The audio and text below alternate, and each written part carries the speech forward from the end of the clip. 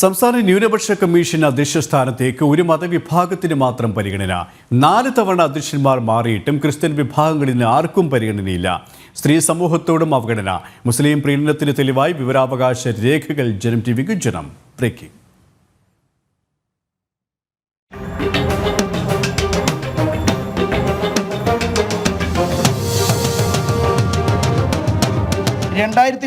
ലാണ് സംസ്ഥാന ന്യൂനപക്ഷ കമ്മീഷൻ സ്ഥാപിതമാകുന്നത്. കേരളത്തിലെ ന്യൂനപക്ഷ വിഭാഗങ്ങളുടെ സമഗ്ര പുരോഗതിക്കും ഉന്നമനവും ലക്ഷ്യമിട്ടാണ് കമ്മീഷൻ രൂപീകരിച്ചത്. ന്യൂനപക്ഷ വിഭാഗങ്ങൾക്കായി തുല്യതയിൽ അടിസ്ഥാനമായ നയരൂപീകരണത്തിന് രൂപീകരിച്ച കമ്മീഷനിൽ പക്ഷേ തുല്യതയും സമത്വവുമൊക്കെ അട്ടിമറിക്കപ്പെടുകയാണ്. 4 തവണ അധ്യക്ഷന്മാർ മാറിയിട്ടും ക്രിസ്ത്യൻ വിഭാഗങ്ങളിൽ നിന്ന് ആർക്കും പരിഗണന നൽകിയില്ലെന്നതാണ് ശ്രദ്ധേയം.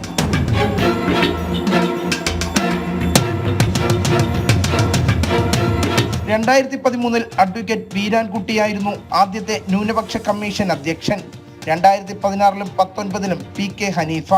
2023 മുതൽ അഡ്വക്കേറ്റ് A അബ്ദുൾ റഷീദ് അധ്യക്ഷ സ്ഥാനത്ത് തുടരുന്നു. VV ജോഷിയും ബിന്ദു തോമസും P റോസമ്മയുമൊക്കെ കമ്മീഷനിൽ അംഗങ്ങളായെങ്കിലും അവർക്കും അധ്യക്ഷ സ്ഥാനത്തേക്ക് പരിഗണന കിട്ടിയില്ല. സ്ത്രീകളാരും അധ്യക്ഷ സ്ഥാനത്തേക്ക് എത്തിയില്ലെന്ന വസ്തുതയും സ്ത്രീവിരുദ്ധ മതപ്രീണന നയങ്ങളുടെ നേർസാക്ഷ്യമാണ്. 2013 മുതൽ 4 കമ്മീഷനുകളെയാണ് നിയമിച്ചിരിക്കുന്നത്. എന്ന് പറഞ്ഞാൽ 4 ചെയർമാൻമാർ. 4 കമ്മീഷനിലൂടെ ചെയർമാൻ ഒഴികെ 8 അംഗങ്ങളെ നിയമിച്ചിട്ടുണ്ട്.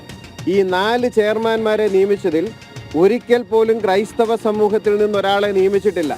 അതുമാത്രമല്ല, പുരുഷ അംഗങ്ങളെ നിയമിച്ചതിൽ ഒരിക്കൽ മാത്രമാണ് VV ജോഷി ആദ്യ കമ്മീഷനിൽ ഒരാളെ നിയമിച്ചത് മാത്രമാണ് ക്രൈസ്തവ സമൂഹത്തിൽ നിന്ന് നിയമിച്ചത്.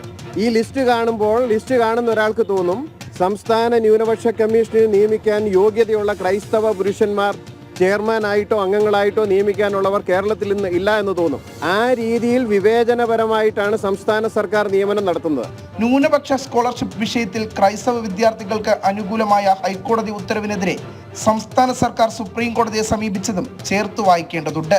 വിവിനീഷ്, ജനം, തിരുവനന്തപുരം.